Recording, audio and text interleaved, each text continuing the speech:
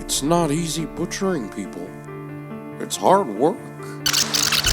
You know, there's a lot more like me. We're talking to serial killers. Serial killers! New terminology. Are criminals born, or are they formed? How do we get ahead of crazy if we don't know how crazy thinks? It's easier to ask for forgiveness than for permission. Welcome to the Hollow9ine Mindhunter podcast.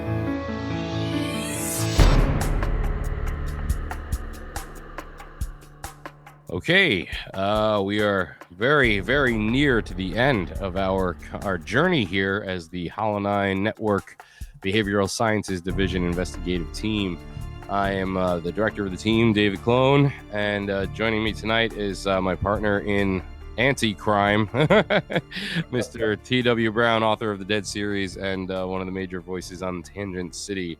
How are you tonight, sir? Special Agent, however you'd like to be. Man, I gotta say, I'm doing pretty well. We had I put a tenderloin in the Traeger, so that's put dinner down, and then had some. The wife made some stuff with blueberries for dessert. So also monitoring the blood sugar. I was about to say the blueberries suddenly reminded me of the new life that you're living.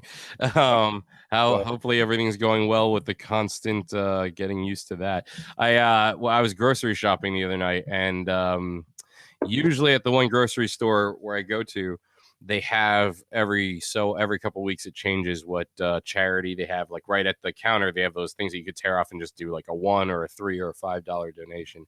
Right. And this time they didn't ask, but the stack was just sitting there and it was blank, so you get to write your name on it. But it was for dollars towards diabetes, and so I was like, "Oh shit, I'm gonna put $3 on." and I wrote, "This is from David Klone Maresca," which I realized nobody who sees it would ever realize who or what that means until we run the world. That's not going to be as significant as it would be to say our audience. So I figured I would let everybody know that the Hollow9ine Network is always looking to give back. But in honor of our buddy TW here, this time we gave to dollars towards diabetes or whatever it's called. It's the one with Snoopy. Snoopy's the logo. On. I've got water with some more blueberries in it, so kind of flavor in the water, and because no more soda for this kid. God, man, not even like the diets or the zeros.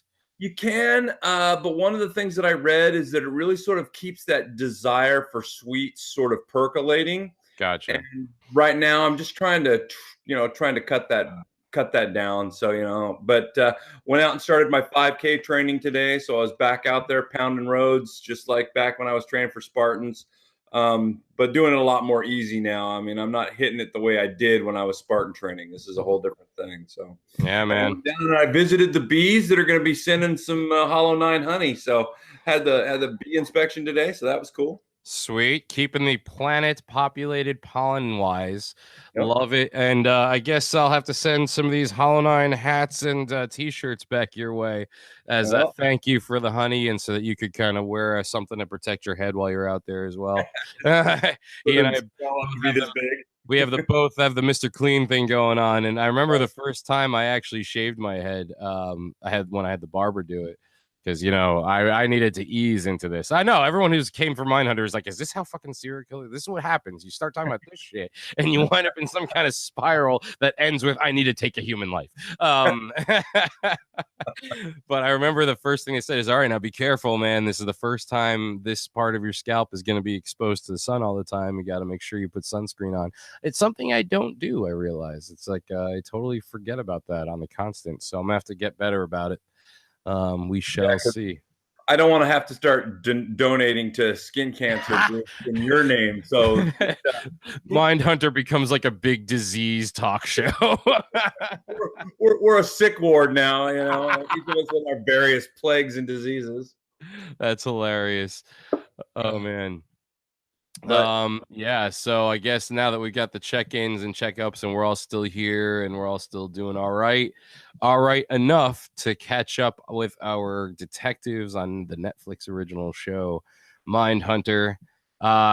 jarring open for this one, I gotta say. I remember at this point, I don't know how you've watched the episodes a bunch of times. I'm sure I've watched them every time we get ready to record. So I feel like at this point, season 1 has been run a bunch of times by these eyes. But I still remember the first time this episode started. This cold open I found to be the most chilling of them all. Which is why I ended the last episode with a bit of a teaser about it. Because what we get is Dennis Rader sitting in somebody's house, gloved up and suited up and everything else like that. And he's looking around. Now he takes his little water sip, then he goes to the bath or to the kitchen, he cleans it all up.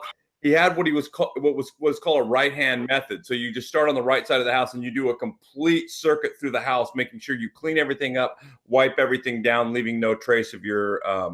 Wow. So you start at a door and you just stick to the right-hand side of the house and you go through the entire thing to make sure that it's clean. This is how he evaded being discovered for so long. Right. And what's funny is, and I don't mean it in a good way, but the guy was really kind of an idiot, because you get a chance to read some of the letters that he sent in. He can't, his grasp of just basic English grammar is atrocious. I mean, it's beyond bad. But what we get him going into the kitchen and cleaning up. And what he has done is he has killed, I'm pretty sure her first name was Kathy Fox. He had found her, stalked her, and waited because he knew when she got home from work, and went into her house. When he went into her house, one of his common setups was he would tell people, look, I'm on the run from the cops. They're looking for me. I'm just here to rob you. Everything's going to be cool. I need to tie you up, and then I'm going to get what I need, and I'm going to split. And the whole thing with Fox just kind of, she doesn't buy into any of his crap. Okay. And she backtalks him several times, according to, his accounts of it. I mean, she really kind of doesn't take any of his grief. So they sit there for a while, they have a cigarette, they talk, and then he tells her, that he's going to tie her up, and she's like, all right, well, let's hurry up and get this over with. Can I go to the bathroom first? And he says, sure. But when you come out, be undressed. Wow. And she comes in, and then he ties her up and he chokes her out and everything else like that. And that whole scene, when you get to hear his confession on it, when he's at the sentencing hearing, if you ever Google the Dennis Rader confession and listen to the 46 minutes worth of it, it actually it erodes some of your faith in humanity, because this guy is just, there is nothing to this for him. He doesn't care. These were not, they didn't matter. And it's even worse if you have the fortitude to sit through his 26-minute when he was sentenced and he got to address the court. It's 26 minutes of the most rambling, nonsensical crap you're ever going to hear in your life. He thanks the police for being so effective. He thanks the other inmates that he met while he was in jail, while he was going to go to trial. He names them by name. This guy is so out of touch. But that little, victory scream that he did right before he left, that was just like his final release. He did it. He got himself another one. And is that what that was? To me, now, until you had told me that was from having done this research, being a sort of resident expert now on the show, actually doing homework. Thank you for doing that. I originally read this as he was waiting, that we were seeing him in the still waiting for the person to come home phase.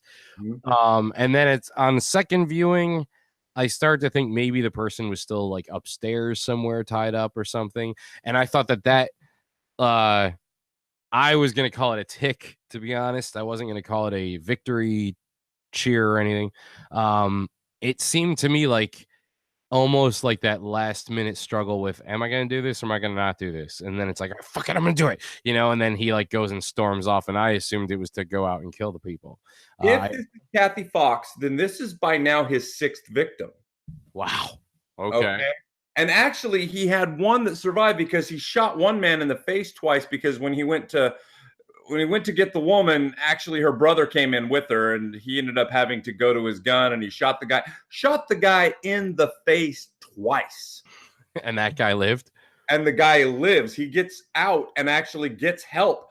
And paramedics arrive on the scene and the woman, and I believe it's Vian, and she's lying there on the floor.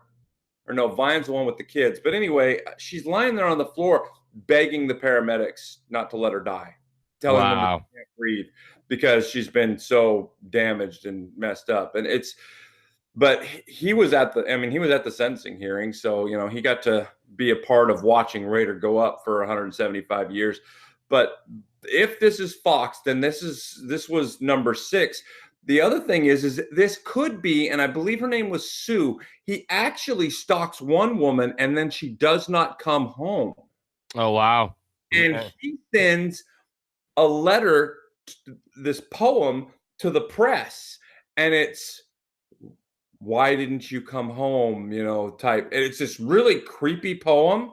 And I might try to find it so that if we talk about BTK in the future, I can sort of share that bit with you. But it's this really creepy poem. So there was actually supposed to be a victim that did not show up at her house. So my other thought is, if that's not Nancy's house, then it is the woman that didn't show, and that scream was his frustration. Yeah, see, like that is a lot closer to what I feel like I read. So it's one of those two. So I'm actually torn on which one it is, because it reminded me a lot of the moment in No Country for Old Men when we see Javier Bardem's Anton Chigurh go into I literally just lost his name.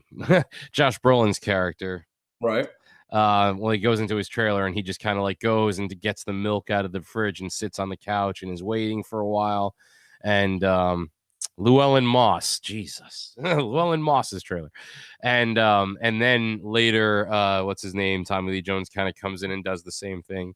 So I felt like this framing had a little bit of that familiarity to it, and the fact that he goes and looks out the window and then cleans the glass and puts it away. Right. See, the thing is that he waited for Fox to arrive in the kitchen, and when this scene, and then afterwards, he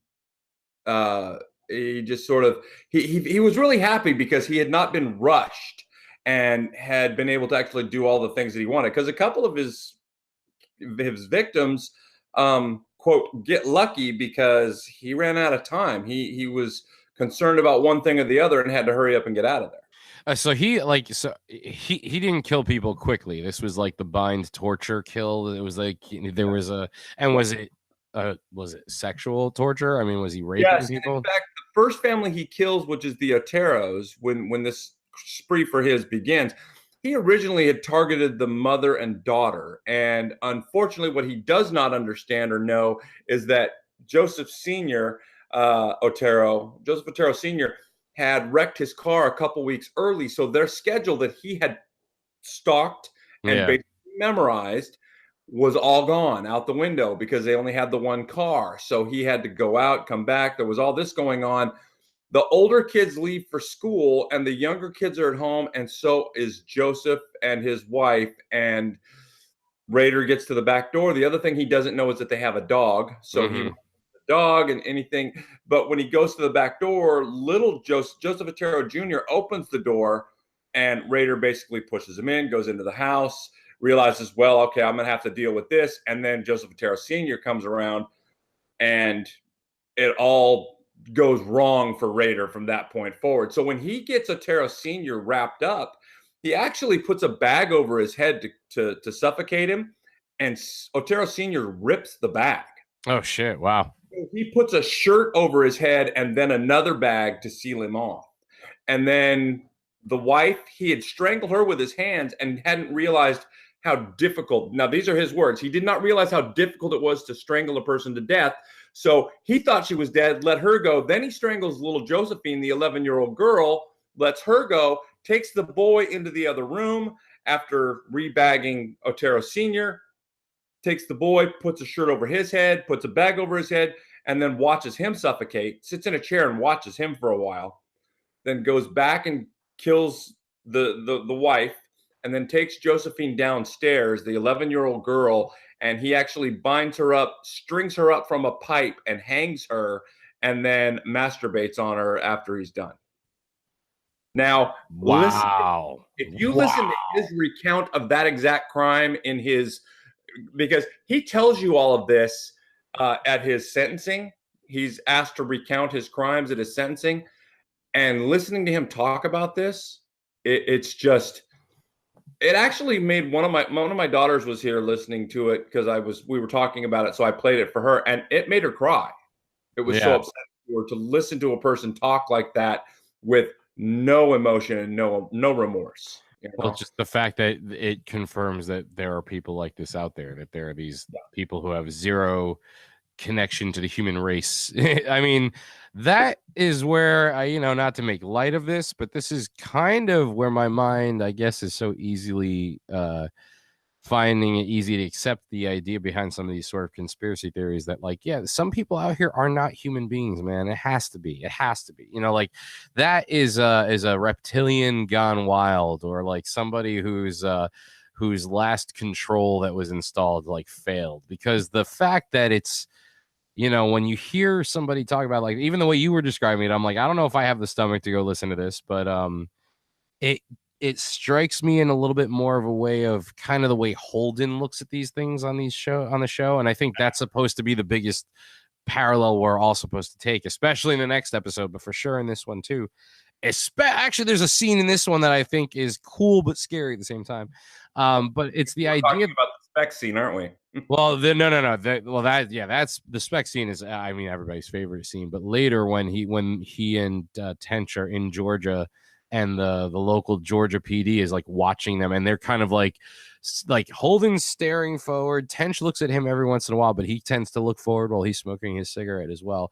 But it's the fact that their minds kick into the sort of mentality of what the serial killer is thinking, and like the Georgia guy's just like watching this, like what the fuck. And it's that sort of level where you can kind of disconnect your humanity to look at it as a scientific process, and that's why, I guess, in my mind, I could understand the existence of this phenomenon if that were an explanation. If there are people who look like people, but they're not really people. They're like these either other entities, other kind of species, some shit, whatever.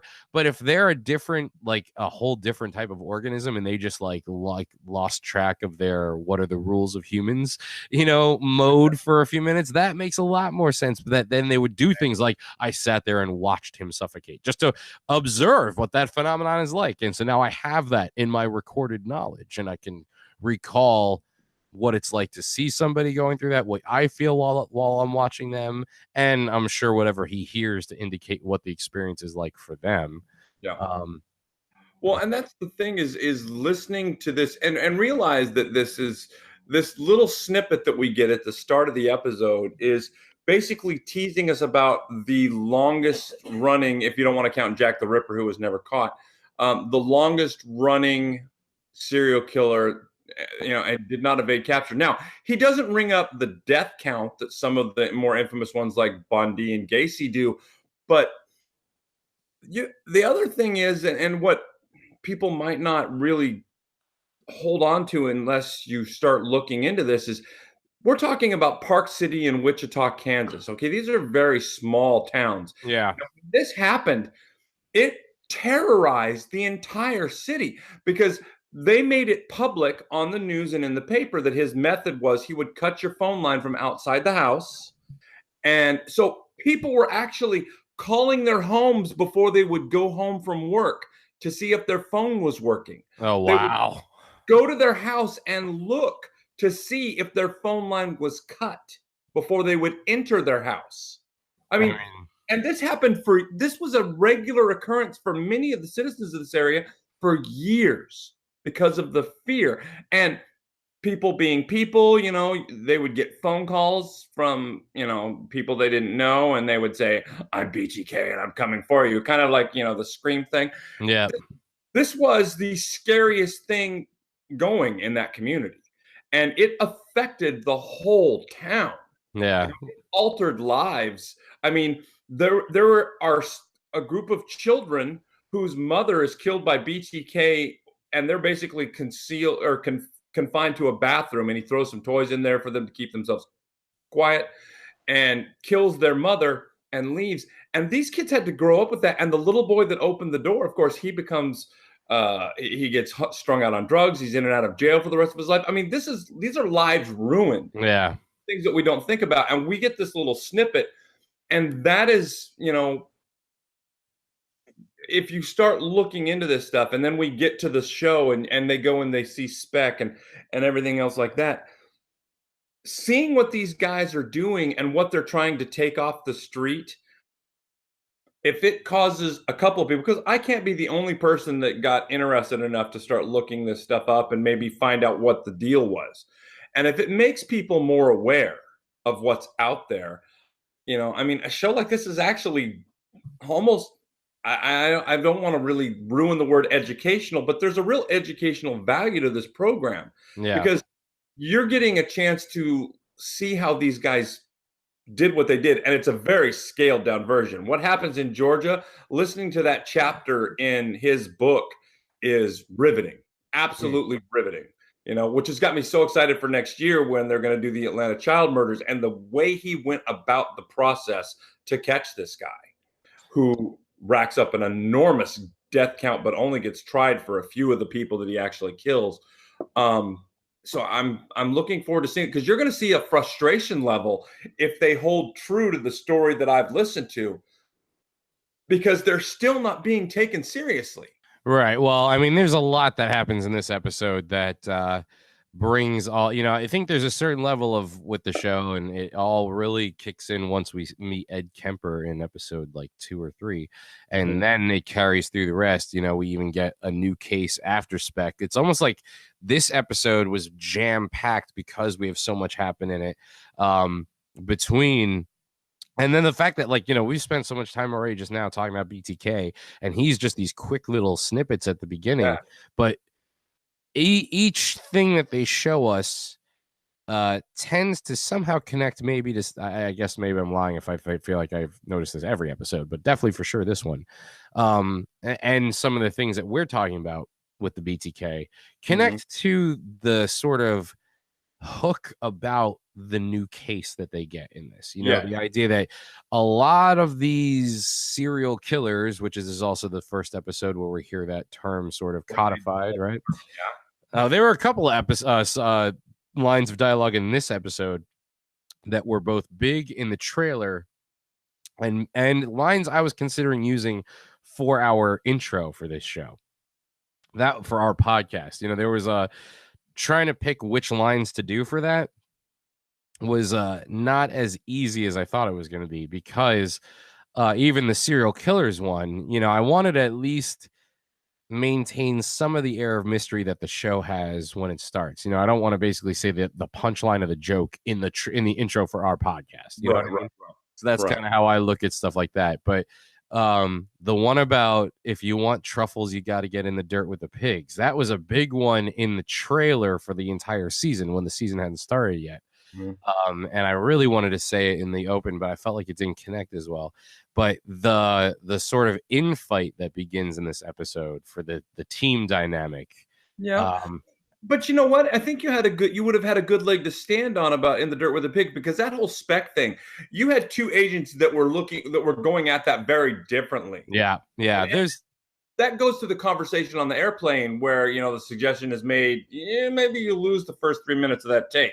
Maybe you do a little Nixon work on that tape, because I mean, the one thing I guess I like tension. I feel like, especially watching it for the record tonight, I felt like for some time this time through, I identified with him the most at the most moments in this episode.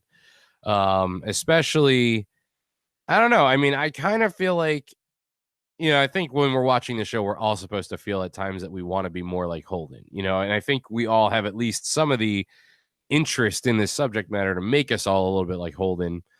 but Holden's going in like the fact that he would even wonder if it was appropriate or not to ask Spec for an autograph. You know what I mean? Whereas like I could totally see myself wearing the Hollow9ine hat going like, oh shit, I'm interviewing this guy today. I totally want to get a selfie with him before we leave. It's like, dude, this guy killed 9 people and raped one of them. Like, you want a selfie with that guy? I'm like, well, he's part of my collection now. I'm interviewing these motherfuckers. We're gonna write a book about him, right? You know, it's like that's kind of, you know, I can kind of see.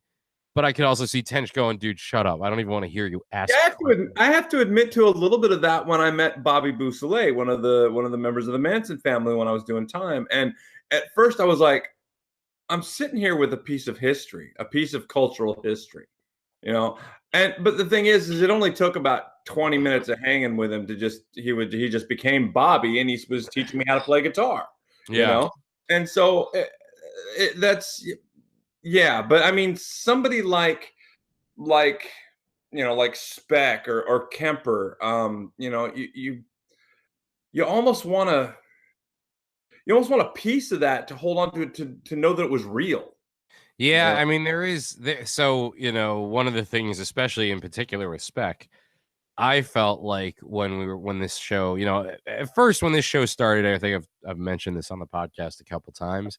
I wasn't sure how close to the accuracy with history it was going, and I definitely did not do enough research to know that it was based on a book which was written by the guy who Holden's character, is it Holden's character or Tench's character? Yeah, Holden's character is based on, yeah. And so if I had known those things, I probably wouldn't have thought this, but I leaned it a lot more in the historical fiction, like much heavier on the fiction side. And I thought, just from the way that Holden is being portrayed, that the sort of big arc of the show is we're watching this person who gets so fascinated with these people from a scientific, psychological perspective that it almost makes what makes them, the subjects he's studying, such aberrations from normal society, is going to spread to him like a virus. And this whole show is really going to be about his downfall and becoming one of the people that he's been hunting this whole time. And it turns out at the end that he's hunting his own mind.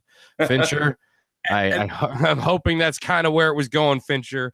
And that's the thing, is even the actor himself said that he has been hit up by that same theory so many times. And if you get a chance to actually listen to some of the stuff that is said in the book, in the Mindhunter book, and I'm bringing up the guy's name, so you have to sort of forgive the fact that I'm a little slow on this, because for some reason, only thing that wants to come up is David Spade, which that's not him. The guy's name is John Douglas, and if you want to, John Douglas actually says at one point that this could have been him, because he does admit to having so many of the characteristics of the people he's going after. Yeah. And for his mind to work the way it does, the difference is he focused all of his attention on helping and protecting versus gratification. Yeah, he's almost like the person who would grow up to be Dexter's dad in real life. You know what I mean? Like he would be the person who, if he had a kid and the kid was showing tendencies towards becoming a serial killer, like the mutilating animals or whatever the hell, very much like on the show Dexter, he would be the one like, okay, I could see where your mind is. We're going to have to channel this in a positive direction, and we'll just have you hunt serial killers. In fact, I mean, Mindhunter Dexter is sort of like a very kind of interesting take on what Mindhunter is turning out to really be. Yeah. You know, like the idea that this type of persona is something that you could just be born with. But I guess in Dexter, they did eventually explain that it stemmed from a childhood trauma. Holden is almost like he's got the fascination without the trauma, from what we can understand. Like, I know he told Brutus, was it Brutus? Yeah, he told Brutus that his mom walked in on him jerking off. Not quite traumatic enough in my mind to be making him like one of these serial killers, right, who's like taking trophies and finding new and interesting ways to end lives and whatever. But I do think that once it became clear to me, and I think it was from, you know, the first record of this show probably, that this was so based on truth and reality, and the idea that was the BTK killer we're seeing in all those opens, it definitely made me, I guess, feel like, I don't know, like almost like I was disappointed in the idea of that possibility is not there anymore, that Holden could turn into one of these guys. Like I felt like there was something that had so much gravity about that made it feel like, yeah, man, from the guy who brought us Fight Club, of course that's the what this show should be about, and it's still like I personally feel like I wrestle with it a little bit, but I still like to point out and notice. And I think that it's obviously done that way on purpose. There's no way Fincher would accidentally have this character be sort of coming off similar. I mean, that's why Tench gets so weirded out by him all the time. Right. He's like, dude, why do you like these guys? You're going to ask him for his autograph. Oh, wait, do you think that would be inappropriate? Like, dude, I don't even want to go to this one with you now. You know what I mean? The fact that he was even like, you would give up an opportunity to meet Richard Speck. But to get back to the idea that Speck I had heard of from working on a podcast about American Horror Story for years. And one of my co-hosts on that show was actually very into sounds scary, Jamie. I apologize if you're listening. I'm not trying to paint you in a weird light, but he did do a lot of research on real life serial killers, and we brought that up a lot, discussing a lot of the killers who were portrayed on American Horror Story throughout the seasons. In fact, season 5, the hotel season, featured a lot of those serial killers coming to the hotel, especially for Halloween, and they had Richard Speck wasn't there, but they had Gacy, they had Richie, was it Richie Rodriguez? Richie Ramirez. And H.H. Holmes is who the character was based on, and he was the guy in Chicago who actually built a giant murder hotel that had like rooms that were designed to kill you, and there were chutes to get rid of bodies and all kinds of shit. A lot of hotel was based on that. But I had heard the name Speck brought up so many times because Jamie seems to actually have a really, and I think they did portray somebody who was supposed to be Richard Speck in season 2 of American Horror Story. So that the way American Horror Story does these things is it takes the very obvious reference to a real historical figure and then totally TVs it. You know what I mean? There's a lot of creative liberty taken and a lot of massaging it. So it's much more not even historical fiction, just like fiction very loosely based on a historical figure. And I thought in my mind, there might have been a time where this show was going to fall into that category as well. Yeah, you and I would have had a blast watching last season side by side, I think. Of last season of American Horror Story. Oh yeah, well I didn't watch Cult at all, and I didn't watch. I watched like 3 episodes of Roanoke, and I was like, you know what? I'm finally off the fucking bandwagon with this show. They finally found a season that made me sit there, because I remember watching other seasons. Not that we shouldn't be talking about Mindhunter right now, but what's a podcast if it doesn't go rambling off a little? We don't change topics at least 6 times. It's not a good show. I mean, I remember watching seasons of that show and seeing people responding to it going, this show is garbage. The only season that was good was the first one. I'm not watching this shit anymore. And I'm going, how are they saying? I mean, like, Coven was amazing. There were people hated Coven. I loved Coven. I loved Hotel. I didn't love Asylum. I mean, I liked it, but I didn't love it. There's some people that think Asylum is the best season. I liked Freak Show, but I didn't love it the way I loved Coven and eventually Hotel. And Roanoke, for some reason, I finally understood what everybody else felt when they would like watch 1 or 2 episodes and go, you know what? Fuck this season. I know that these are all standalone seasons, even though now they're all being tied together. So Mindhunter, we know that you're tying your seasons together. I'm not going to be pissed at you down the road. But you know, they are still, for the most part, standalone seasons. Cult, I was disappointed that was even the sort of like topic, you know what I mean? So I was like, fucking hell, guys, get back to what made you good in the beginning.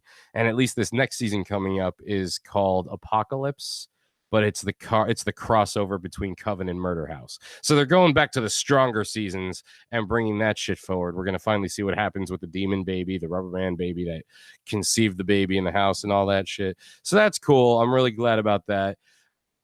One of the things that I would say that would make me think about in terms of Mindhunter is the element that we have like that is the BTK going to be the main focus of a season down the road? And you know what I mean? I think that it has the potential, but it's not going to be. It's not season 2. And no, it's not season 2. It has the potential for maybe the 4th or 5th season. But the reason is, one of the things that Douglas admits is that the first time he read this case file, he was floored by it. And BTK? Several of the detectives on more than one occasion came out to Virginia to have him profile this guy and try to help figure out who did it. And he still, I mean, he went down there after he was caught. And the big thing that he wanted to do was he wanted to talk to this guy and find out, where he was as far as how close and everything else like that with his guesses. So I think the reason we get these BTK snippets, and I think what we'll get is we'll continue to get bits of it, but they might continue to fictionalize and keep these two main characters as sort of a catch-all for a lot of the people who led some of the investigations, just so that we're not getting new faces every season for the mains. Because Douglas, he retires in like 94, you know. So but he does. Oh crap! So what is that? What if that means that eventually the show is going to have Holden retire, and or that would be where they fictionalize him and have him stick around to catch BTK? And that's what I think you've got going on. And it wasn't even he wasn't even the one, but he actually contributed some of the idea to what they should do to draw him out. And he was haunted by nightmares about this guy pretty much his whole life after reading the case files on the Otero family. Yeah, well, that's kind of nuts. It stuck with him. It really, really did. And I think that's why we're getting it. And I think if he has a say in how this is being done, I think that's what they picked up on is how much that single case, because he does so many other cases. He does the Tylenol murders when people were afraid to buy Tylenol, and why we now have all these protective seals on everything, because that wasn't the way of things back before the Tylenol murders. Can you imagine? There's an entire industry that says thank you for the Tylenol murder, and now that definitely starts putting it back. I'm gonna be that guy this episode. I think that's I'm my Holdenness is that I keep saying, you know what? I buy the conspiracy behind that one too. Well, you know what I mean? Like, what if there was a political pushback? What if manufacturers are like, fuck that? Now you want us to put seals on this shit? You want us to put these foil seals? How now I got to buy foil? Now we got to make fuck that, man. No, if you're not going to subsidize my increased costs for your regulation, we're not doing it. And they're like, well, what's it going to take? All right, you know what? Let's put a bunch of rat poison in a couple shipments of their shit and have it hit the public waves that Tylenol is being bottled with rat poison in it. And the thing is, like, wasn't the CEO of the company that owned Tylenol didn't he without hesitation is like pull everything off the shelves? Yeah, Johnson & Johnson is the parent company that owned it. They you walked into the store the next day and shelves were empty. This was a Philadelphia only situation. I mean, we end up getting copycats here and there, but this was only a Philadelphia case. But he got called in to profile that. He did Atlanta, and he was very instrumental in Atlanta. So he has a lot of other cases. A lot of other serial cases, and he is never actually involved in Kansas with BTK, but it's a case that stuck with him forever, and he was used as a consultant. Well, it's also the idea that while they're developing this system that's supposed to let them find people like BTK, and I don't know if the idea is that like independently BTK is perfecting his own system that's like the anti-system to theirs, because he eventually, what we see in the finale, which I know we'll talk about next episode, but it's worth mentioning here. We see him burning all of these drawings that he made that were, I'm guessing, sort of trophies that were documenting the way he tortured some of the people, and that's part of, I think, his thing is realizing like, oh, I better start not keeping shit like this. You know what I mean? Actually, he does keep it. They got so much evidence from him that it took weeks to sift through it all because he kept everything. He had folders in his office where he was working as a code enforcement officer in Park City, in the bottom filing cabinet. He told them where everything was. He told them where the stuff was at his house, where the stuff was in his office, just so that when they went to his house, they wouldn't trash his house and ruin his wife's house. Now, I mean, when he goes to jail, I mean, I guess, Speck is an interesting one to kind of talk about and counterpoint to that. Someone like him, does he get put in solitary confinement so that he's not just instantly killed by all the other inmates? I mean, because...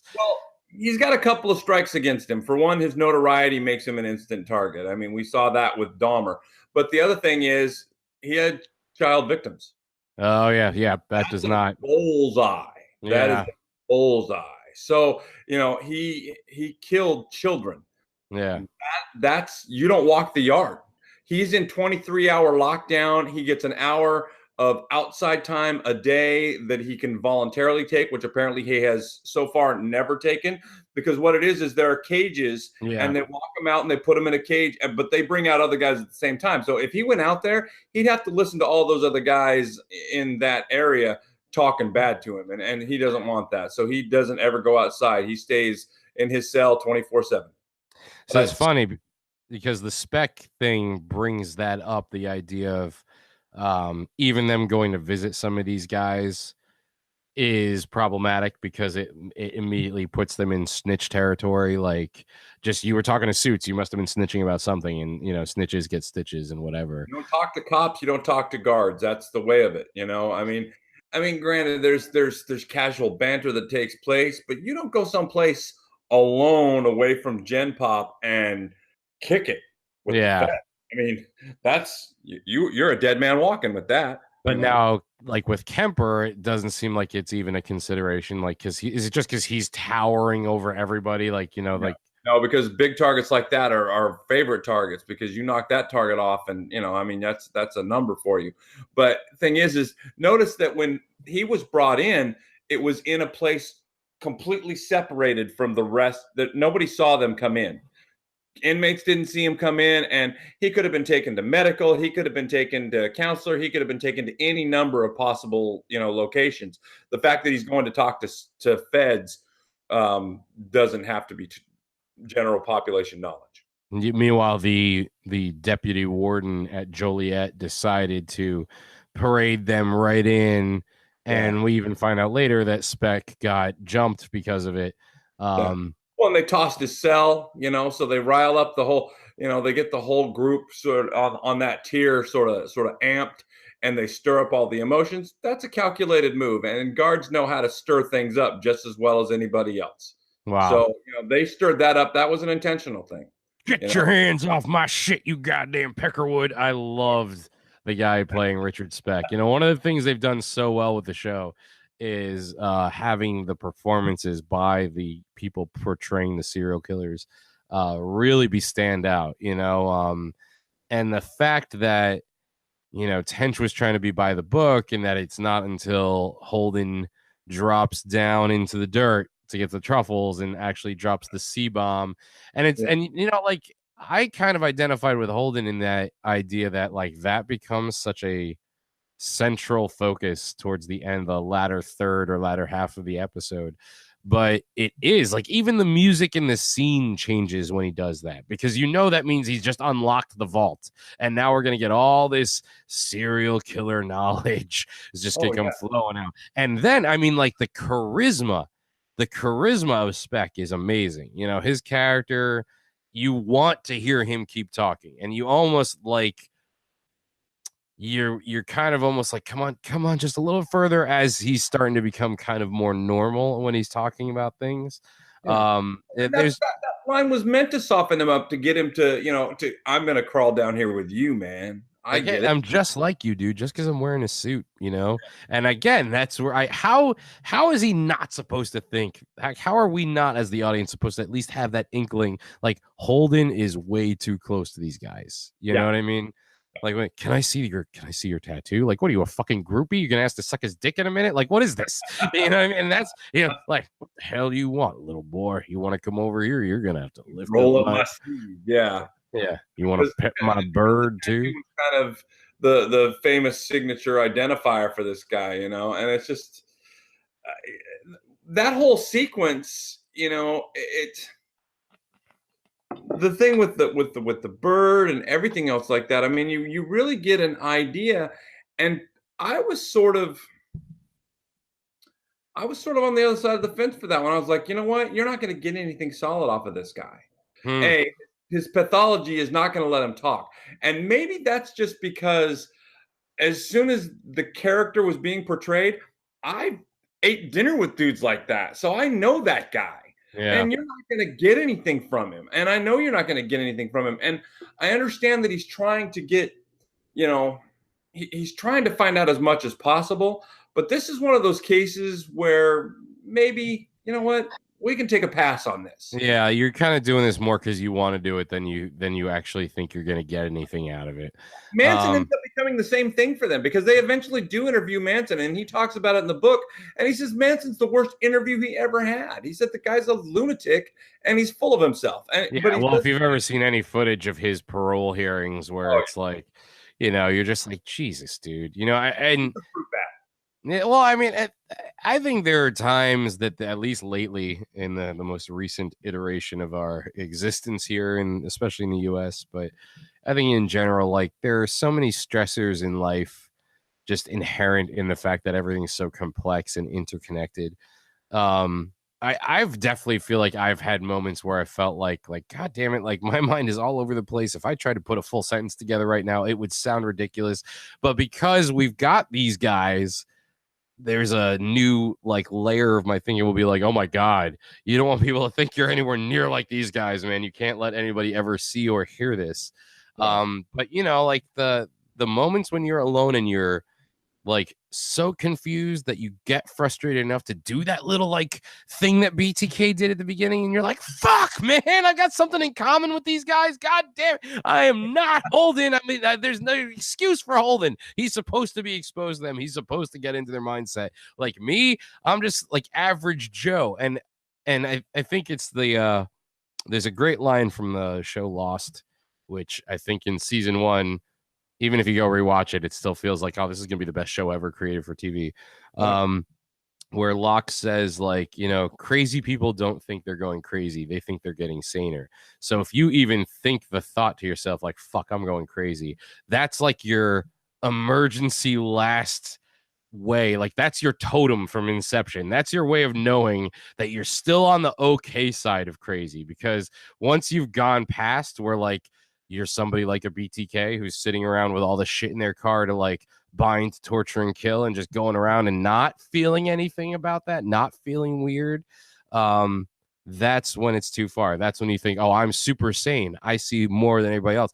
And that's what you hear, at least in the one piece of footage that my high school U.S. History 2 teacher used in class. I forget why we were talking about Manson, probably just because it was part of like Americana. Because of Speck, because when Douglas interviewed Speck, and I was just saying that, you know, this was one of those interviews that maybe he could have walked away from instead of getting so, you know, I meant in high school. Like, I can't remember why the teacher was talking about Manson in high school, but I know that's where I saw the footage. And the footage of him talking, you were just like, oh Jesus. You're like this guy never stops and thinks, well, I'm pretty fucking crazy. Like, he thinks he knows more than everybody else. Like, he actually feels like he's the smartest person in the room. And so, you know, there's a certain level of comfort I've had in the idea that, like, every time I feel like I'm getting a little close to what that little BTK frustration movement is that I still say to myself, well, shit, man, I'm going nuts. I need to like take a break. It's like, all right, dude, I still recognize that, you know, I still say I'm going crazy. I'm still technically doing something that crazy people don't do. I'm all good. I'm okay. Whatever you need to hold on to, right? Whatever your totem turns out to be, to keep your mind safe in this incepted world. So we've kind of a lot of things that sort of we can feed from that this episode sort of brings up.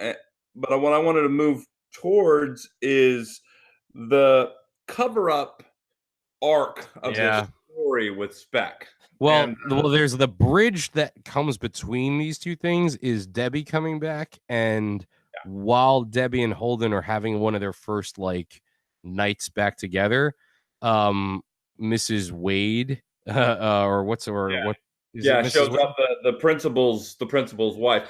But see, that was the thing that I was almost disappointed on the show, is the way that him and Debbie get back together is he walks by a laundromat, Caesar walks in, and now all of a sudden they're back together. And yeah, I'm sure they don't want to bog the show down with a lot of that stuff, because that's really not what this show was about. But I was just like, no, I could totally see it. That one I was, because you know, apparently sometimes you need these little bumps in the road to make you realize what you lost or what you were taking for granted, I guess. And I can totally see, I mean, like, it's not like he's got prospects anywhere else. Holden's married to two things in this show, and one of them was Debbie. You know what I mean? And the thing is that he's so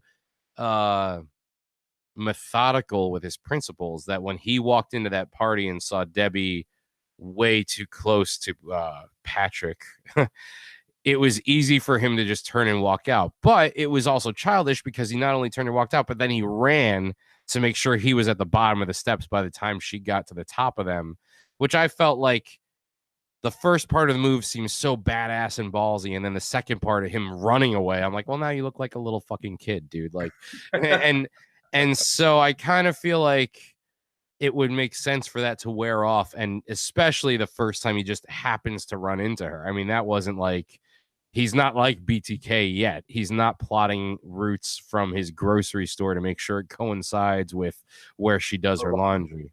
Yeah. The laundromat is a reveal in two ways in this show, in this episode, because we get Holden walking by, you know, like the fact that he just like looked up and it was almost like finding happiness in a store, you know what I mean, just hanging in the display window for you. Yeah. You know, I'm sure the vacancy of her not being there was very, very much felt, and she definitely had a disarmed look of like, yeah, I don't even know how to say how sorry I am, and I realize how fucked up that was. You know, it was just, I could see, and I guess also from having been around a lot of relationships in college and high school like that, where like, weren't you two just fighting yesterday and like talking about murdering each other, and now like you guys are like all fucking cutesy again in the library? That's great. I'm gonna go fucking study for my final. I'll see you later. And I mean, of course, at that time, I didn't have a girlfriend, so I was like pissed at everybody. I was just like one of these fucking serial killers, but I kept faith it would happen, and holy shit, look at that, it worked out. But I don't know, and I liked that she came back because I really liked her as part of the show. I was really pissed, but what is weird is that we don't know, did they talk about things, or did they just kind of have that second meet cute, you know, like the, oh, you know, I saw you and instantly everything came rushing back, and who cares who was right, who was wrong, let's just forget it and move forward. They're definitely not fully back to normal. Yeah, well, but in a way they sort of are on a more honest level, because she's no longer filtering anything she says. She's just going to come out and say, you know, oh, okay, when it's about your stuff, you're all over. Oh, yeah. And like, is this what I want to do with the rest of my life? You know, when you hear them say shit like that, you're like, oh, fuck, this is bad. Yeah. So I mean, he comes back and decides to come back with complete honesty. I mean, I think we see that. And if that plays into something later, we can only speculate. But me personally, I just wanted that scene to be over with. I know. I think for some reason, watching it again for the show tonight, when Mrs. Wade says to Debbie, like, do you know what kind of person you're married to? And then Debbie says, oh, we're not married. And she goes, oh, good, there's time. I was like, oh shit, pay attention to that, folks at home. You know, like, put a pin in that one for next episode, because holy shit. I mean, it was also the other thing about this. And I don't know, maybe I want to see serial killers everywhere because of this show. The way that Mrs. Wade was talking to Holden, when he even says something like, how did you find out where I lived? And she goes, it wasn't hard. He's like, you might not want to follow a federal agent. I'm like, is everybody kind of like by default sliding into serial killer mode? You know, like in my mind now, anytime someone shows any tendency towards stalking or knowing more about you than they should without you having told them, my mind now just instantly, you're fucking murdering people. How many people have you killed already? Like let's see your freezer. Go to the fucking, take your laptop, go to the freezer. I want you to FaceTime me the inside of your shit right now. I need to see what I'm dealing with. I need to know what this is. Yeah, it's sort of that whole thing is, if I say a red car, every place you go, you're going to see every red car there is. I mean, yeah. You know, and that's one of those things, is it's how we become a suspicious culture. You know, because once we see one this, we lump everything into that, and it doesn't matter if it has anything to do with it or not. I mean, you and I will discuss that sort of situation when we go to our other investigative show, The Staircase. Yeah, the podcast Under the Stairs, man. Yeah, so it is one of those things where when you're talking about seeing a serial killer in everybody that in everywhere that you're at, it's because you've been inundated with this. And also you have to understand, if we're doing this based on what we're seeing just on this show, what do you think it had to be like for them at this stage of their careers as they were digging this stuff up?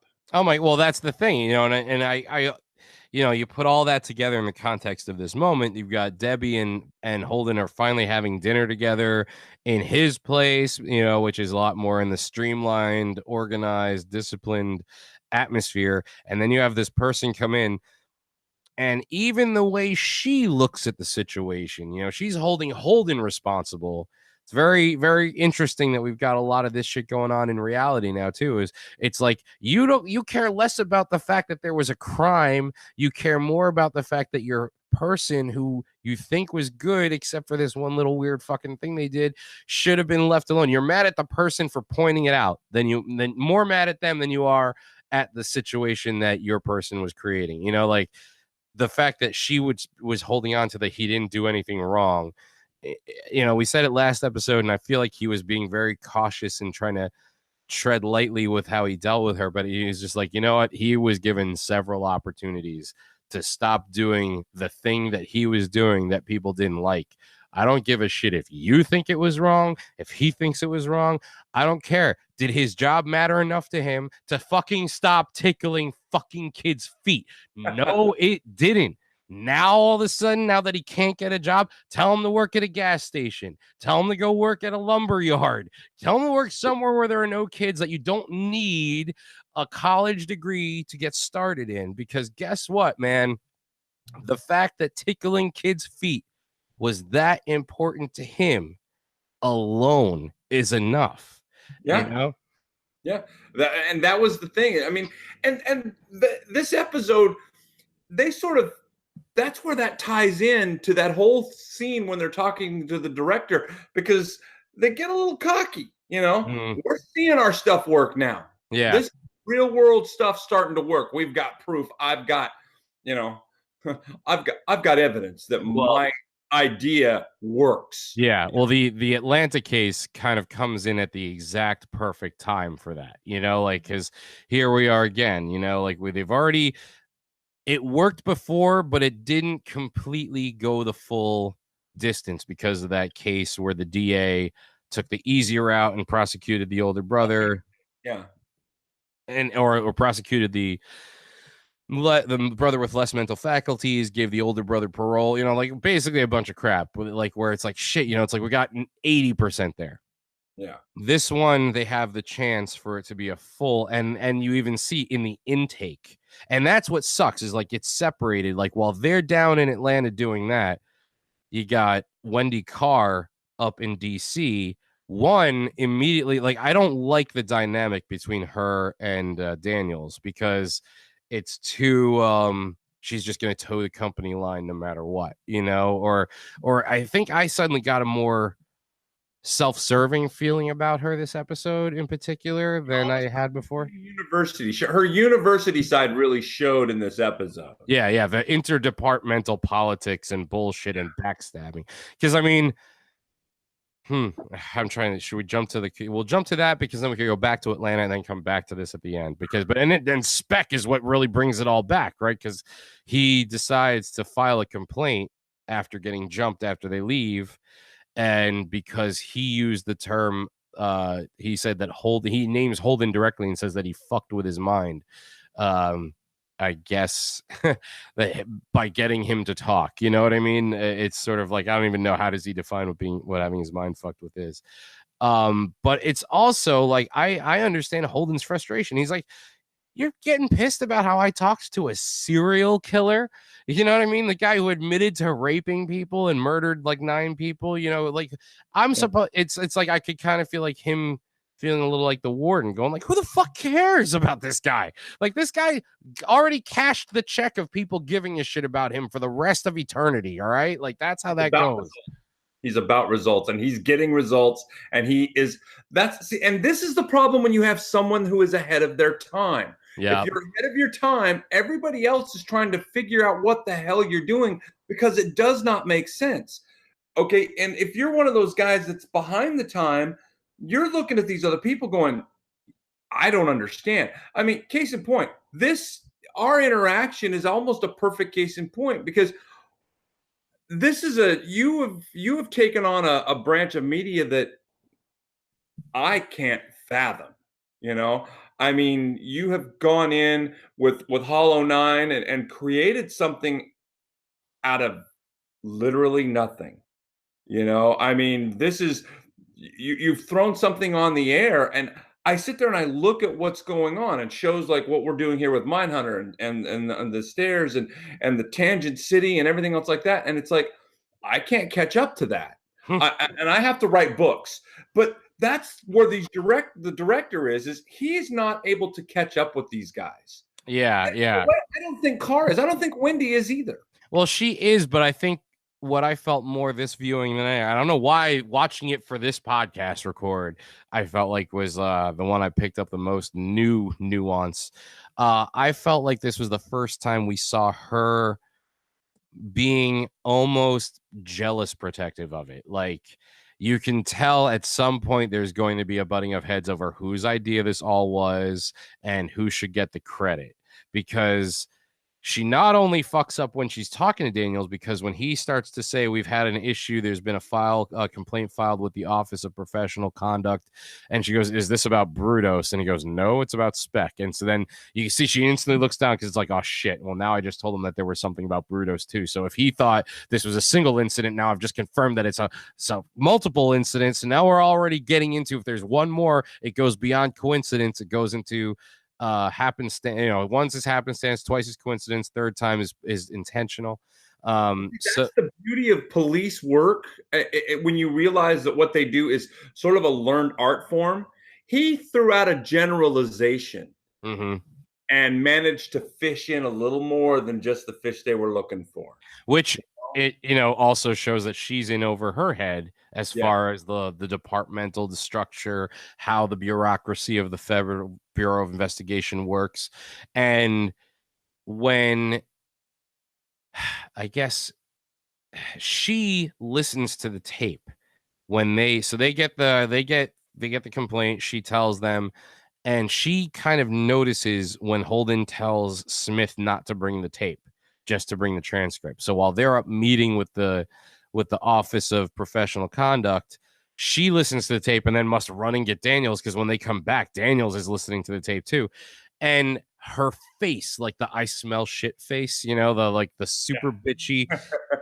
And it got to the point where even Holden had to say, look, I started this.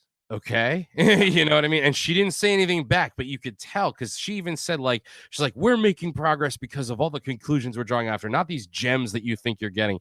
It got catty. It got really, really catty, which ironically, she doesn't know what happened to the cat that she's been feeding, right? She went to go check on the tuna can, and it was just full of ants. Yeah. I think we've mentioned this before, but just because it happened in this episode, it would probably be remiss to not talk about it. What did you pull anything from that? That was the second place where the laundry room was supposed to be revealing. And for me, that was, you know what? Are they going to allude to the fact that there's a serial killer in her building? Yes. Now that got strangled. Well, the cat that was around that she was feeding isn't around anymore, because potentially there's somebody in the building who's a budding serial killer. Yeah. And now, to me, though, I kind of feel like there's not enough on the screen to really get that even it's a huge leap.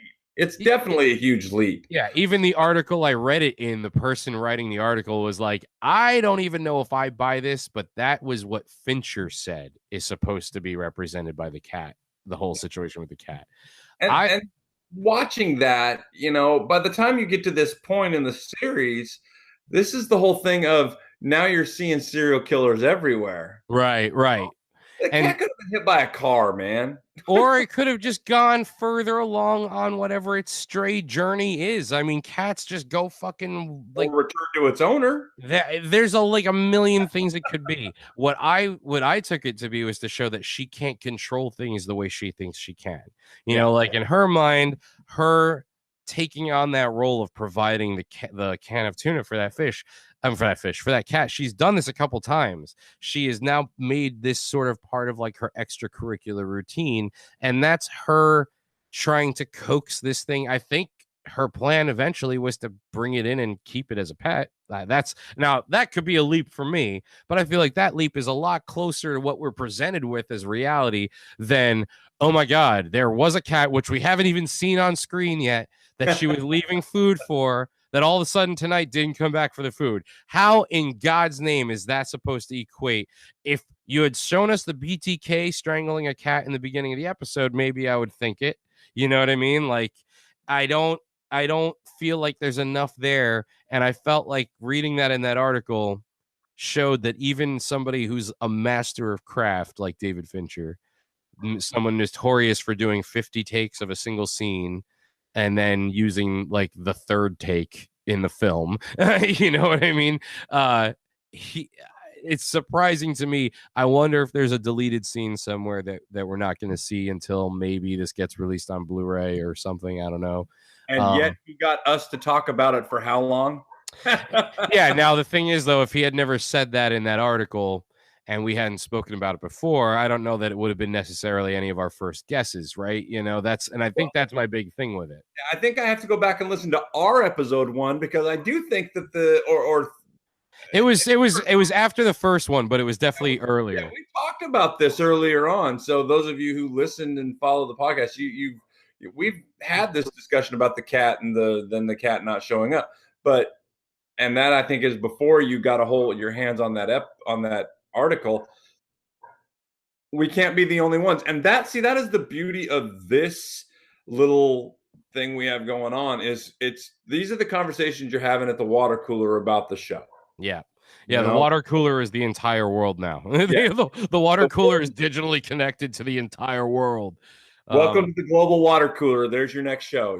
I don't even have to get, you don't even have to ask me for rights. You can it was incepted here tonight on Mindhunter 9. The global water cooler. On the 9th episode. 9th episode is where we're like Game of Thrones, man. Our 9th episode is where the really big shit happens, and then 10 is where we just kind of ease out of the fact that the season's ending. And then make everybody wait until November. Yeah, seriously. Sorry, didn't mean to do that with Tangent City. That happened kind of by accident. But the idea too, though, that we see them in the meeting with the people from the Office of Professional Conduct, and even they pull some shit where like they stop the recorder and say, "Man, Spec, what a shit stain." It's like, for fuck's sake, man, I'm being fucking hung right now for the shit you literally just did, and you're the one who's hanging me. Like, damn fascists, man. Everywhere, always. Is that what the F and FBI really stands for? Come on. That's the way the system works, man. If you're the one sitting in the position of power, you get to make the rules as you go along. Fucking sucks, man. I don't like it. I don't like that at all. I've got a very close personal friend who's a Native American who can attest to that fact. Oh, geez. Wow. Yeah, that's got to be. That's a whole other podcast. That's beyond Under the Stairs. I'll throw something out there just to make your eyebrows knit just a little tighter together. Let's talk about Atlanta then. Let's talk about child killers in Atlanta. And so that'll be upcoming. Now we do have one. Yeah, we do get the start of that case where Greg Smith and I want to save the Greg Smith ending for our wrap up. But this is where Greg Smith gets a chance to sort of contribute. He's the one that comes in with the pictures and like you were saying last episode, it's all of a sudden feels like he's been there forever. Yeah. Well, there's other staff walking around, so it's like their office is now buzzing more than it was when they were just the first 3 people in the basement. Still in the basement, but so it's he gets to finally bring something up, and this is where you get a chance to see that for him. The reason this touches so close to home is because he's already said, I mean, he has a family. He's got wife and kids. And it's that thing where this means something to him, and he wants to be a part of it. He also, kind of they were like, all right, you tell me what you see. You know what I mean? Like it was one of those like, all right, today's the day you're getting jumped up from 101 to 102. And we're gonna let you tell us what's in those pictures. And by the end of it, you had Tench going, good job, man. Like it was kind of like we've all been there. We've all been the rookie on the team, and this is the first day they're letting you do the work yourself. And oh shit, you did an awesome job. Cool. We're supposed to like you for this 10 minutes of the episode now. And that's what takes us down to Atlanta, where we get, we're going to hate you in a minute. Yeah. Well, that's the thing. They can't do that. They can't bring you up out of obscurity without it being a setup for something later. So, and then the thing, and I guess that's too, is why every time Holden becomes more successful, I'm like, well, shit, man, this guy's got to become a serial killer. Because when they go to Atlanta, when they go to Georgia, and they see the scene, or they're sort of looking at the area where the girl was abducted from, the majorette. I forget what her name is. Not good for. Man, it's like of all the other shit I noticed this episode, her name is escaping me now. It's amazing. And they're not only asking questions that probably, as soon as they look up and see the sheared tree branches, and immediately Tench is like, how often does this get done? Like there are a lot of these things where you can see the local cop is like, fuck, I didn't even, now every murder scene I got to go to from now on, I got to look up at the trees and see if anybody's cut any branches. And a lot of these things too. Manhunter, the Michael Mann film starring William Peterson and Tom Noonan, the prequel basically to Silence of the Lambs before the Silence of the Lambs established a new look and feel for the franchise. A lot of these similar elements, I'm sure some of the Thomas Harris novels that the whole Hannibal Lecter series are based on, I'm sure some of these cases had to be part of his research for some of these details, because the idea of the tree branches being cleared being part of what allowed the killer to survey his prey and get their routine down is something prominent in one of the investigations in that movie.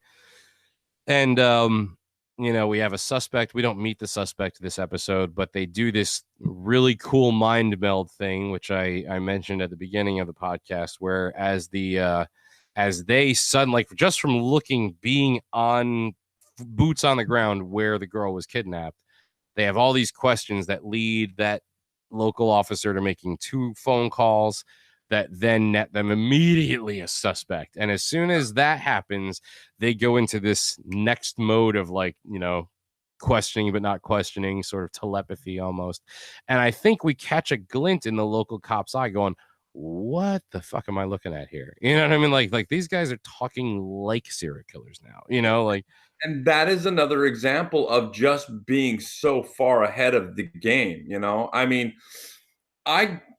to use a sports analogy, I watched Jordan go from college to the pros and own the NBA. I watched the Montana rise to fame in a system basically designed around his ability. And it's when you've got the opportunity to see something that is so new and so far above and beyond what everybody else is capable of, it's awe-inspiring, and it makes you kind of wonder what's wrong with everybody else. Yeah. Why is everybody else not on that plane? Yeah. And if you're the guy that's supposed to be working in that field, I mean, I'm sure that there were plenty of guys that were on the court that were in, the bad position on a Michael Jordan poster going, how the hell did that guy happen? Yeah. Yeah. And I think what we're seeing is the law enforcement equivalence of that. This guy was almost a Jordan in, a league that, didn't have anybody that was outstanding. And then he has to come back to the office and have people going, why did you use the C word in this interview with a guy who uses the C word and admitted to raping people and murdering people? For him getting that question, is almost like, are you shitting me? That's like asking why I shot the ball. You know what I mean? Like, what do you, isn't this what you have me doing this for? Like, what the fuck? Yeah, it's all, it could be seen as very demeaning. Yeah. You know, I mean, it's like, do you really not understand? Yeah, and you're the guy that I report to. You're my boss, and I got to explain this to you. What the fuck? How is this happening? And this is where you also run that parallel to serial killers who think they're so much smarter than everybody else. Yeah, yeah. And you can see it from him right there. There's an arrogance there to his intellect. You know, but you can't be that good and not have some degree of arrogance. Well, it's because it's frustrating when you're like, wait, I really have to take a minute to explain this to you. Like you're supposed to be jumping for joy every time I come up with something new that helps us get further along. That was my understanding of what the boss worker relationship was. If you're telling me it's different because you're too sensitive to language in the FBI. You know what I'm saying? Like, dude, we have to stop terrorists. We have to fight wars within our borders. Are you kidding me?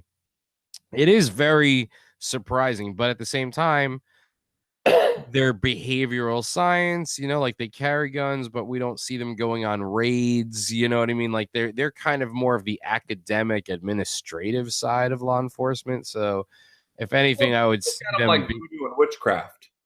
And they're also the more corporatized, you know what I mean? Like they're the part where there's going to be the corporate, the red tape, the bureaucracy, the people out in the field undercover or hunting down drug dealers or whatever is going on in the 70s at that time.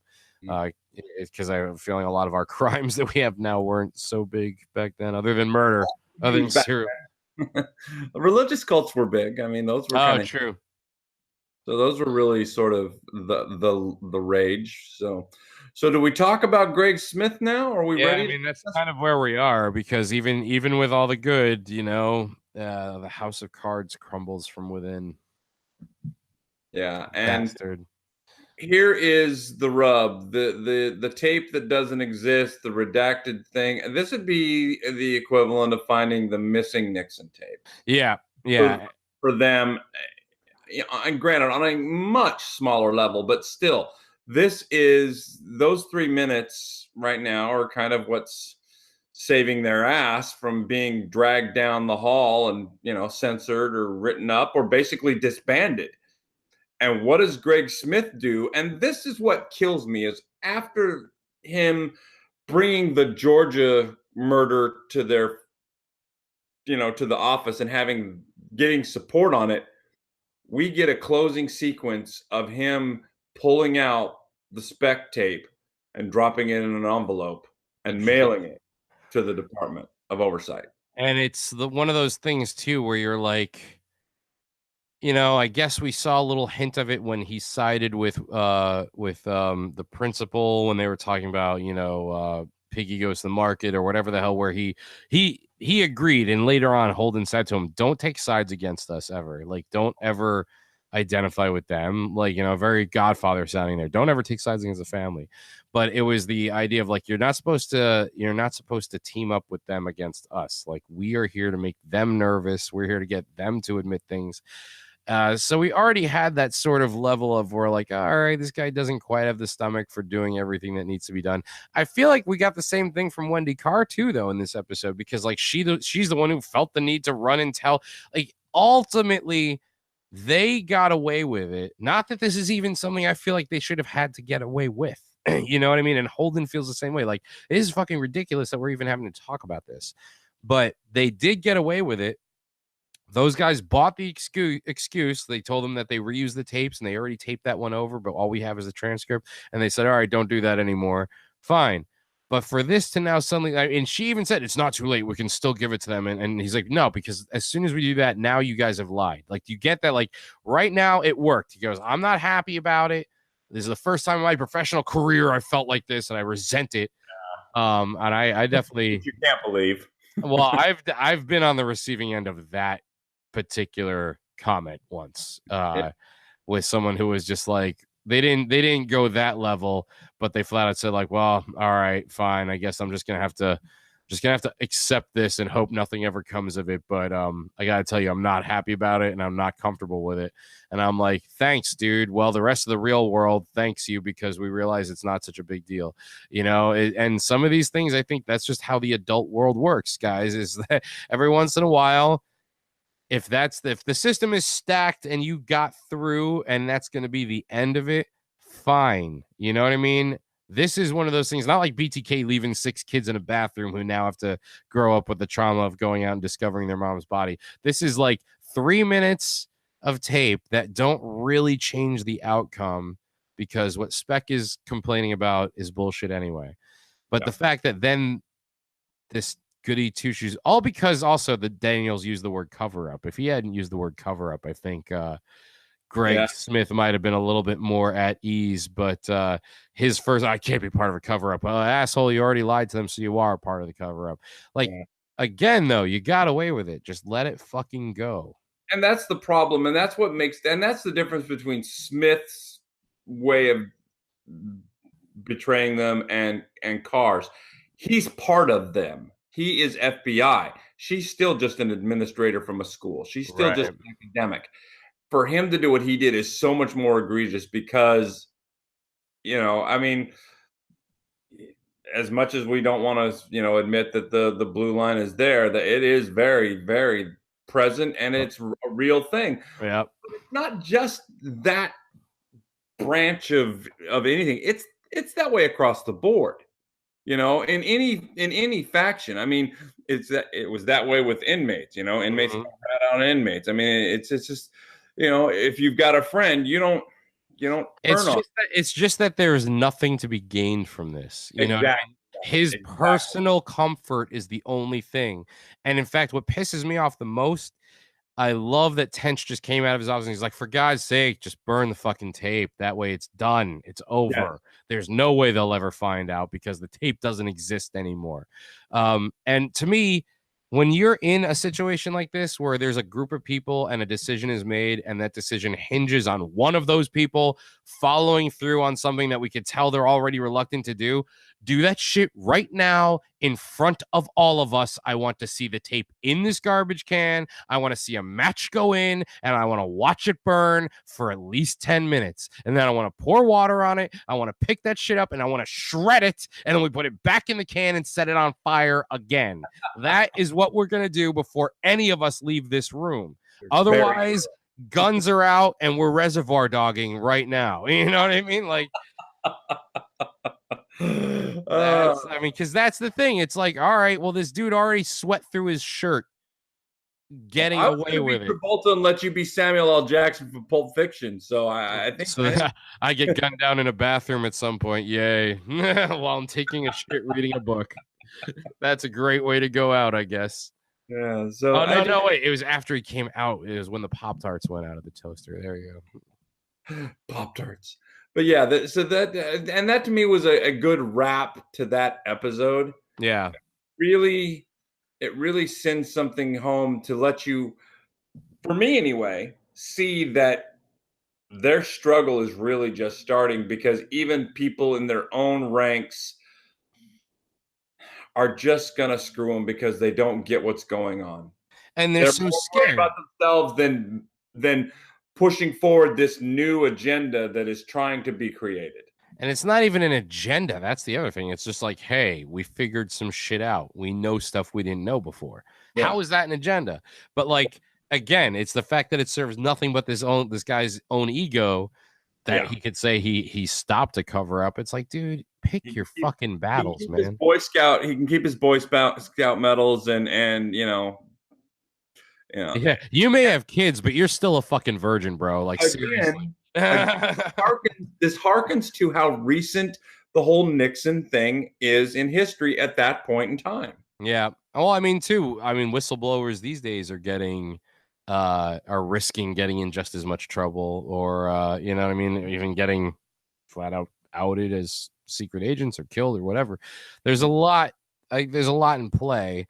I think it's unfortunate, because that's going to be a rift that they have to deal with now, you know. And It'll come back to haunt us next episode, so we'll stop here and wait till the next one to continue talking about it. With a little luck, we'll have the rest of the team here to close out season 1 as a full investigative team.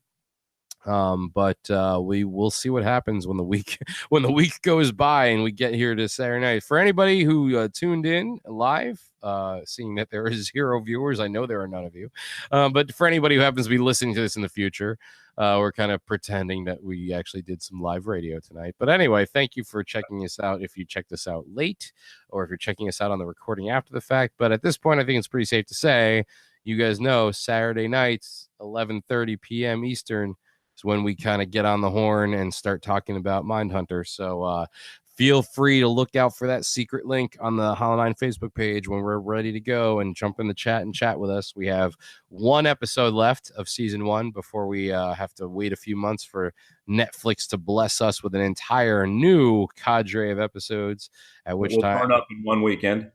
Oh, yeah. Yeah. And then we'll have to figure out how to binge forth, because of course that'll be right around the time that we're hanging out at New York Comic-Con at the Javits Center, or maybe we'll still be over at New Jersey Horror Con in Atlantic City, or Jennifer might be still at Dragon Con in Atlanta, or we might be up in Long Island at the LA Geek 4 2018 LA Geek Convention. Lots going on.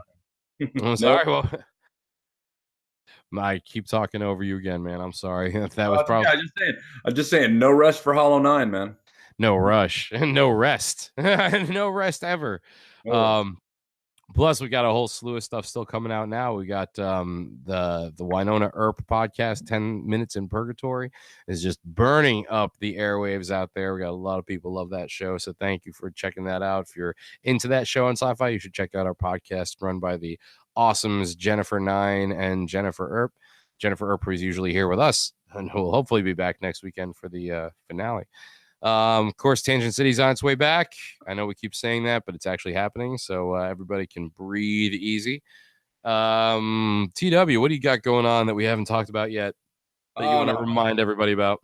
I am still writing and hope to have something out in a couple of months now that I've got the creative juices back in what's probably going to be the most violent book I've ever written.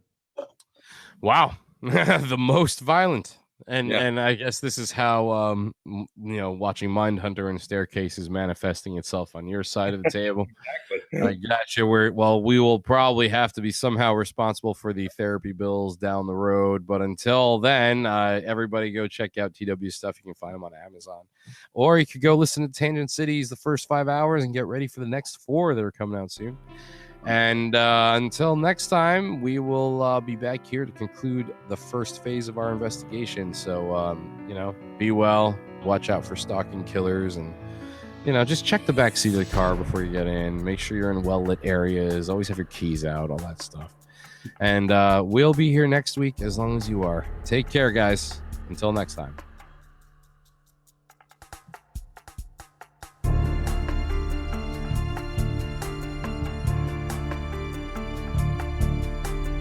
You've been listening to the Hollow9ine Network, bringing you the very best in fan-made media. That's the word hollow, the number 9, I-N-E. Now broadcasting from our new home on the web, Hollow9ine.com, where you can find info on all of our awesome programming as well as the team behind the shows. Leave us your feedback, join in the conversation, and be a part of the action. Find the Hollow9ine Network on Facebook. Follow us on Twitter, Instagram, and Snapchat. Rate and review us on iTunes, Stitcher, Google Play, or wherever you find your podcasts. Email us at info@hollow9ine.com or at hollow9podcast@gmail.com. Join in the fun. Hollow9ine.